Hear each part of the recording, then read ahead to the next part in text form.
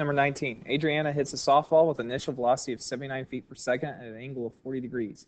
How far would the ball travel horizontally if Adriana's bat was 33 inches from the ground at the time of impact? Round to the nearest foot. So here she is. She's hitting, and she's got her bat, and the ball flies off her bat at a given speed. So we have this type of look going on. Now, remember, when the ball flies off, it actually flies off as a vector. So it doesn't come off as a parabola. It's gravity that makes it come off like that. But we have this set up right here going. And so let's fill in all the information we know. First, we can see it comes off the bat as 79 feet per second. 79 feet per second. That's the first thing. And it's at an angle of 40 degrees. So this right there is 40 degrees. Now, it says the bat was 33 inches from the ground. Now, the thing is, we need to have a common unit all the way through. So since we're in feet, we're actually going to say 33 divided by 12. That would cancel the inches and give us feet. That's how high this is, 33 divided by 12. Now, we want to know, it says, how far will the ball travel? So we want to know how far this distance is. And honestly, we want to know when it hits the ground, what is the x value? So it'll have some x value and a y value and a t value. Let's go to our calculators to search. So first, before we can do that, we need to know the equations. So right above conic sections, we have this vertical or projectile motion. We use the vertical and the horizontal components. So in these two equations, we have x equals, and first comes the initial velocity, which in this problem is 79. So let me just give you the formula. Here's what I'm plugging into. And the y is negative 1/2 gt squared plus the initial velocity, not the cosine, I'm sorry, the sine of theta plus y0. There's our formulas here. And unfortunately, I can't move that over. But now I'm just going to plug in what we know is true. First, our initial velocity. This value, these two values are 79. Secondly, we know the angle. The ball was hit at a 40-degree angle, so that goes in there and there. So I'm going to put 40 here and 40 here. I'll close that parenthesis. And then we don't have time. Gravity. On the formula chart, there's two different values. We're in feet, so we're going to use the 32.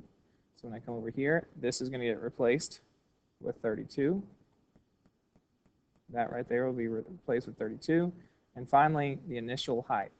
We just changed that value to be 33 over 12. We'll type this in the calculator to find the distance the ball flies. So I'll come over here. I go to graph, menu, graph entry, parametric.